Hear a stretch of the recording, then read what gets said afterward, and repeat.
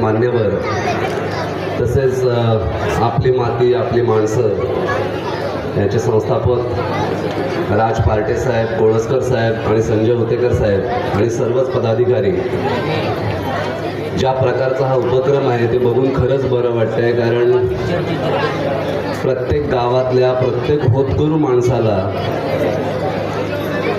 या पुरस्काराने किंवा या सोहळ्याने एक प्रकारची ऊर्जा, एक प्रकारचं प्रोत्साहन मिळतं आहे, हे बघून खूप बरं वाटतंय. आता मला नेमकं काय बोलायचं आहे माहीत नाही, पण त्या दिवशी राज पार्टे साहेब आले ऑफिसला आणि ते म्हणाले की तुम्हाला या कार्यक्रमाला यायचं आहे. आपल्या पूर्ण खोऱ्यातल्या शाळांच्या मुलं इथे येणार आहेत. तर सर्वप्रथम म्हणजे मी सुरू करतो छावा चित्रपटाच्या एका डायलॉगने. खान जमान कह देना अपने मालिक से, शेर नहीं रहा पर छावा अभी जिंदा है, जंगल में घूम रहा है. हम शोर नहीं करते, हम शिकार करते हैं. छत्रपती शिवाजी महाराजांचा, छत्रपती संभाजी महाराजांचा. वाह, जय भवानी. वाह, हा आपला आवाज, आपली मातीतला. बरं वाटलं.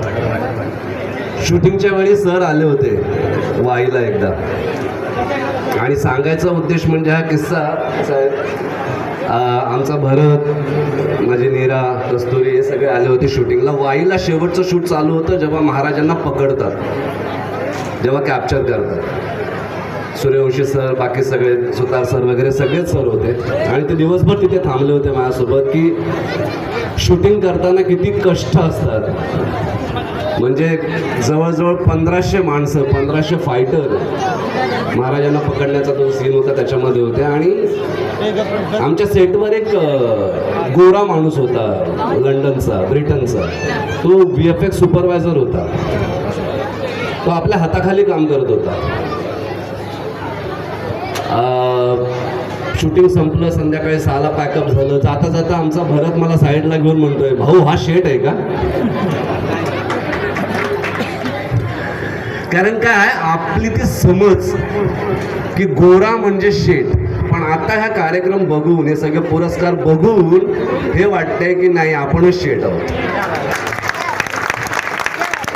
इतके होतकरू विद्यार्थी पुढे येतात, इतके होतकरू शेतकरी पुढे येतात, सुशिक्षित शेतकरी. काही आता एक मध्ये कदम जो कॉन्व्हेंट स्कूलचा विद्यार्थी आहे, इकडे येऊन तो वेगवेगळ्या प्रकारचं फलोत्पादन करतोय, वेगवेगळे एक्सपेरिमेंट्स करतायत. आपल्या खोऱ्यातली पोरं कोणी, मागे मी आडवळच्या कार्यक्रमाला होतो तिथे कळलं की तिथला एक मुलगा कुठेतरी ऑस्ट्रेलियामध्ये का कुठे विमानांच्या स्पेअर पार्ट्स बनवतो. त्याच्यामुळे किती सुंदर गोष्ट आहे की आपल्या भागातली मुलं आता एका वेगवेगळ्या पदावर, वेगवेगळ्या उंचीवर पोचण्याचा प्रयत्न करतात आणि पोचली देखील आहेत. याच्या आधी मी अजून 4-5 चित्रपट केले होते आणि भरपूर सगळे ॲज अ सिनेमॅटोग्राफर म्हणून शूटही केले होते. पण छावाला जी प्रसिद्धी मिळाली आणि तुम्हा सगळ्यांचं प्रेम मिळालं, मी जास्त कार्यक्रमांना गेलो नाही, मोजक्यात सत्कारांना गेलो आणि तिथेच गेलो जिथे आपली लोक आहेत. मोजून 3 का 4 सत्कार झाले. निमंत्रणं भरपूर होती, पण गेले 3 महिने मी माझा फोन ऑफ करून ठेवला आहे. त्याच्यामुळे मी कोणाच्या संपर्कातच नाही. पण ज्यांना मनापासून सत्कार करायचा आहे ते पोचतात, आणि तेच पोचले आणि मीही तिथेच पोचलो. मला इथे जमलेल्या सर्व विद्यार्थ्यांना सांगायचं आहे की सर्वांना मला वाटते छत्रपती शिवाजी महाराज आणि छत्रपती संभाजी महाराज हे वाचलं पाहिजे.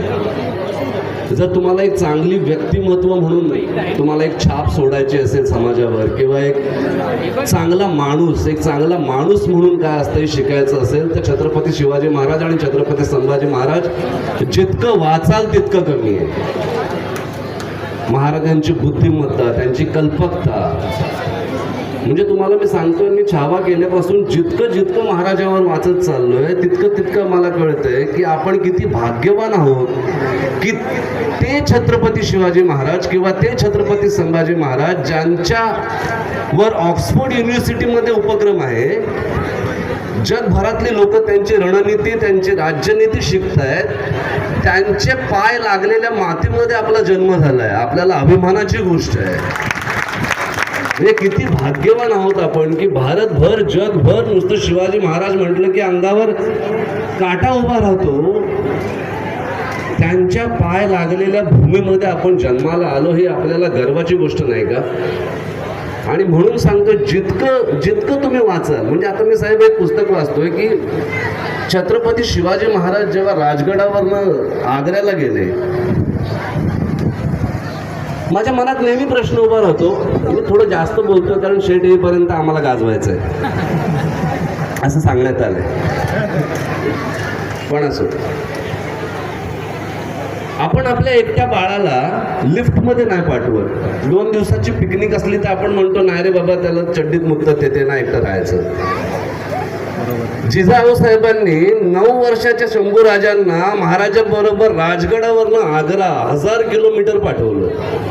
काय विचार केला असेल त्यांनी हो तेव्हा? आपण आपल्या पोराला तालुक्याला पाठवत नाहीत, काय विचार केला असेल? एका 9 वर्षाच्या बाळाला घोड्यावर बसून राजगडावरनं आग्रा, तेव्हा रोड नव्हते, नदीवर पूल नव्हते, काही नव्हतं. जंगलातनं नद्या पोहून कसा तरी मार्ग काढायचा आणि तिथपर्यंत पोचायचं. छत्रपती शिवाजी महाराज इतक्या छोट्या बाळाला घेऊन आग्र्याला का गेले असतील? कारण छत्रपती शिवाजी महाराजांना संभाजीराजांना दाखवायचं होतं की हा औरंगजेब आहे आणि ह्याच्याशी तुमचा लढा आहे भविष्यात, आणि म्हणून ते घेऊन गेले होते. आग्र्याच्या दरबारात, मित्रांनो, विद्यार्थी मित्र तुम्ही सगळे ऐका, आग्र्याच्या दरबारात जेव्हा छत्रपती शिवाजी महाराज उभे राहतात आणि त्यांच्यासोबत त्यांचा 9 वर्षाचा शंभूराजा, महाराजांना दरबारात जाण्याआधी सांगण्यात आलं होतं की उंच आवाजात बोलायचं नाही, औरंगजेबाशी नजर मिळवायची नाही, औरंगजेबाला पाठ फिरवून दाखवायची नाही, मागे चालत यायचं. या सगळ्या नियमांचं पालन करण्यास महाराजांना सक्तीनं सांगितलं होतं. महाराज जेव्हा तिथे गेले औरंगजेबाच्या समोर, तेव्हा महाराजांना 3ऱ्या रांगेत बसायला सांगितलं. महाराज म्हणाले मी तिथे नाही बसणार. का नाही? महाराज असं का म्हणाले असतील हो की मी तिथे नाही बसणार? कोण होतं तिथे बघायला? महाराजांसोबत असणारे 100-150 सैनिक, तेवढेच. महाराज म्हणाले मी मागच्या रांगेत बसणार नाही, कारण मी मराठ्यांचा राजा आहे. हा माझा अपमान नाही, माझ्या मराठ्याचा अपमान आहे. महाराज म्हणून नाही बसले. औरंगजेबाची खिल्लत आली महाराजांसमोर, पूर्ण अशी परात भरून, त्याच्या सोन्याच्या मुद्रा आणि काय काय काय काय काय. महाराजांनी औरंगजेबाच्या समोर त्या खिल्लतीला लाथ मारून त्याच्या डोळ्यासमोर ती खिल्लत उडवली होती. आणि तो 9 वर्षाचा शंभूराजा आपल्या बापाला बघतोय की हा कोण वीर पुरुष जो चक्क औरंगजेबा समोर त्याच्या खिल्लतीला धुडकावून देतो, लाथ मारून निघून जातो. ते छत्रपती संभाजी महाराज. 6 महिने आग्र्याच्या दरबारात थांबले महाराज. काय त्यांची प्लॅनिंग, काय महाराजांची मुत्सद्दीपणा. 6 महिन्यात औरंगजेबाचा 24 तास फिरता कडक पहारा असायचा. त्या पहाऱ्यातून 6 महिन्यात शंभूराजे आणि छत्रपती संभाजी शिवाजी महाराज औरंगजेबाच्या कैदेतनं निसटले. हे स्वतः औरंगजेबाला मरेपर्यंत कळलं नाही की हा माणूस निघाला कसा. गजब आहे की ना मित्रांनो? आपण त्या राजाचे वंशज. अरे जगात असं नशीब लागतं. मी तुम्हाला सांगतोय, 9 वर्षाच्या शंभूराजांना फक्त मुभा होती आग्र्याच्या दरबारात फिरायची. महाराज नजर कैदेत होते. आग्र्याच्या दरबारातनं महाराजांची सुटका करण्यामागे जर सगळ्यात मोठी भूमिका कोणी निभावली असेल तर ती शंभूराजांनी. दिवसभर शंभूराजे आग्र्याच्या दरबारात फिरायचे. पहारा किती वाजेपर्यंत असतो, सैनिक किती वाजता बदलतात, औरंगजेब किती वाजता नमाज पडायला जातो, मग इकडचे सैनिक त्याच्या सुरक्षेला तिकडे जातात, मग हा भाग खाली असतो. हे सगळ्या बातम्या शंभूराजे रात्री येऊन छत्रपती शिवाजी महाराजांना द्यायचे. आणि त्यानुसार छत्रपती शिवाजी महाराजांनी प्लॅनिंग केलं आणि आग्र्याच्या दरबारातनं औरंगजेबाच्या हातावर तुरी देऊन निसटलेत महाराज. हे जेव्हा औरंगजेबाला कळलं, कासा 20 झाला.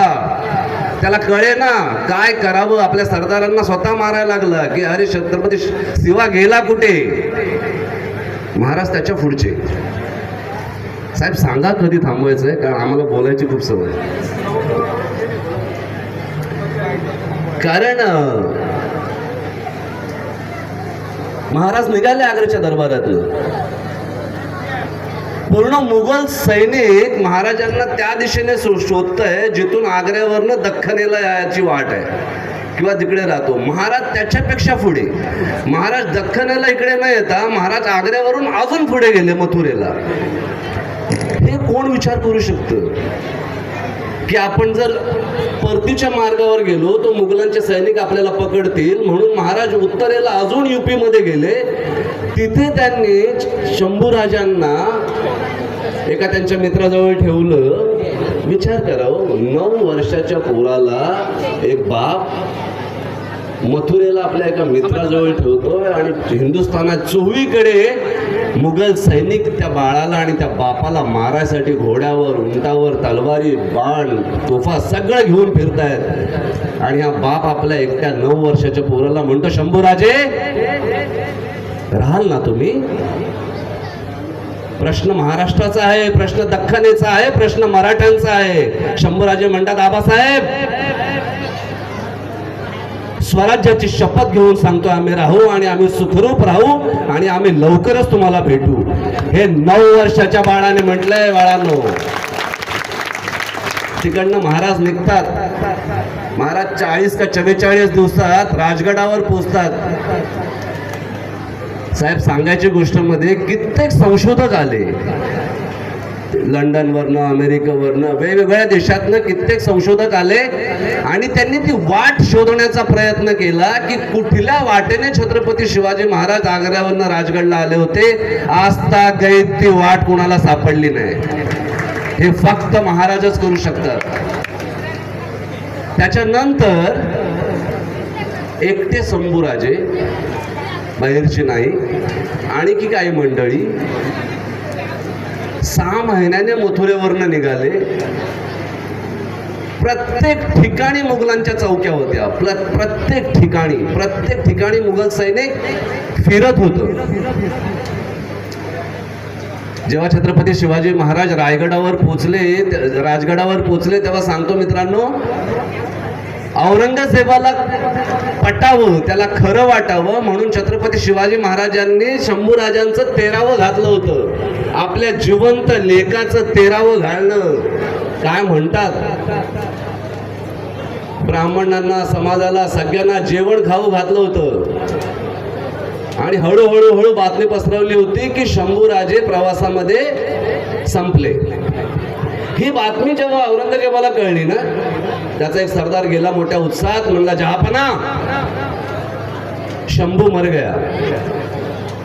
शिवा ने उसकी सारी वो कार्यविधि की है जो मरने के बाद करते हैं. औरंगजेब अजून मान. औरंगजेब म्हणतोय, अगर शिवा ने शंभू की कार्यविधि की है और शिवा सबको बता रहा है कि शंभू मर गया, इसका मतलब शंभू जिंदा है. वो शिवा है, शिवा तुम नहीं जानते. आणि छत्रपती शिवाजी महाराजांनी राजगडावर बसून मथुरेवरच्या शंभू राजांना 40-44 दिवसात त्यांनी स्वतःपाशी आणलं. म्हणजे किती planning, without mobile, without telephone, without रस्ते, काही नव्हतं. मित्रांनो, तुम्ही इमॅजिन करा, नुसतं जंगल, नदी. जेव्हा महाराज तिकडनं निघाले तेव्हा नुसते मुघलांशी लढत नाही आले शंभूराजे. दरोडेखोर होते, प्राणी होते, वाघ, सिंह, हत्ती, सगळ्या प्रकारच्या निसर्गाचं एक मोठं हे होतं. नद्या पोहून यायचं होतं. इतक्या सगळ्या प्रकारच्या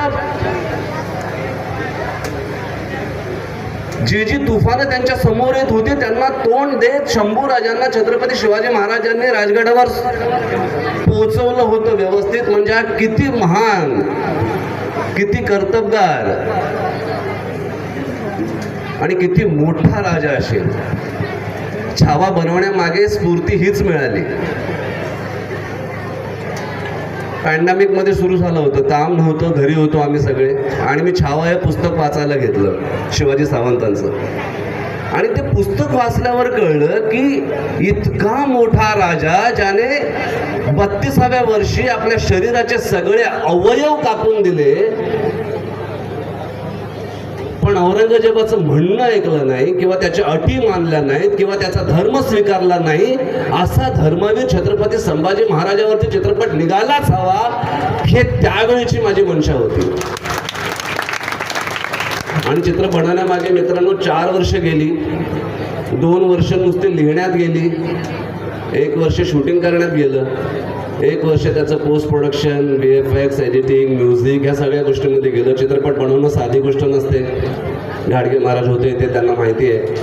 आणि पण तुम्हा सगळ्यांच्या आशीर्वादाने, तुम्हा सगळ्यांच्या प्रेमाने ज्या प्रकारचं कौतुक, म्हणजे लोकांसाठी हा चित्रपट नव्हे तर एक भावना म्हणून तयार झाली आणि त्या भावनात्मक दृष्टिकोनातनं त्या लोकांनी या चित्रपटाला आपलंसं करून घेतलं. त्याबद्दल तुम्हा सगळ्यांचं मनापासून आभार, धन्यवाद. आणि मला इथे बोलवल्याबद्दल, हा सन्मान दिल्याबद्दल. माझा भाऊ बसलाय तिथे, भरत उतेकर, माझी भाऊजाई नीरा उतेकर आणि माझी पुतणी, माझी मुलंच आहेत ती. म्हणजे त्यांचं प्रेम, त्यांच्याशिवाय कदाचित मी तुम्हाला सांगतो, कुटुंब सगळ्यात महत्वाचं, भाव सगळ्यात महत्वाचा. आपण म्हणतो ना की मला कधी कधी प्रश्न पडतो साहेब की मी एक वेळ आहे का अजून? हाय, मी खेचू शकतो, मला स्क्रिप्ट लिहायची सवय आहे. मी तुम्हाला सांगतो, मी किती एक गोष्ट लिहिली होती, एक चित्रपट लिहिला होता, ते मी करणार होतो पण ती केली नाही, कारण नंतर करू भविष्यात. पण त्या गोष्टीचं सार हे आहे की आपण म्हणतो ना शेतकऱ्याला सरकारने सोडला, शेतकऱ्याचं कोणीच नाही. कसं होतं शेतकऱ्याचं ना, शेतकऱ्याचा भाव पाहिजे तेव्हा गाव राहील, आणि गाव राहील तेव्हा समाज राहील, तालुका राहील, जिल्हा राहील आणि देश राहील. कसं होतं मी तुम्हाला सांगतो, एका घरामध्ये 3 मुलं जन्माला आली, हे मी खूप अभ्यास करून लिहिलंय आणि पाहिलंय. एक राहतो गावी, कारण त्याला बापदादाची जमीन आणि हे काही नाही पिकलं तर तिथं राहायचं असतं, दार उघडं ठेवायचं असतं. दोघं जातात मुंबईला. जो मुंबईला जातो तो पहिली 1-2 वर्ष अगदी हौसेने सारखा येत असतो, दिवाळीला, शिमग्याला, गणपतीला सतत येत असतो. त्याचं लग्न झालं की त्याचं येणं कमी होतं. तो वर्षातनं 3-4 वेळा येतो मग फक्त. मग त्याला मुलं होतात, त्याला मुलं झाली की तो फक्त मे महिन्याच्या सुट्टीत येतो. ती मुलं थोडी मोठी झाली की मुलांना फक्त कोंबड्या आणि गाय दाखवायला येतो. हळूहळू गावचा भाव एकटाच राहतो गावी. त्यामुळे भावाला कधी एकटं सोडू नका. शेतकऱ्याची साथ जेव्हा त्याचा स्वतःचा भाव देईल तेव्हा गाव देईल, समाज देईल, सगळे देतील. आणि मला खरंच गर्व वाटतो, मला माझ्या गावाचा, भावकीचा, आपल्या तालुक्याचा, जिल्ह्याचा, सगळ्यांचा, ज्या प्रकारे त्यांनी छावावर प्रेम केलं आणि मला जो मान सन्मान आणि प्रेम देत आहेत त्याबद्दल सगळ्यांचे मनापासून आभार. जय महाराष्ट्र, जय भवानी. थँक्यू.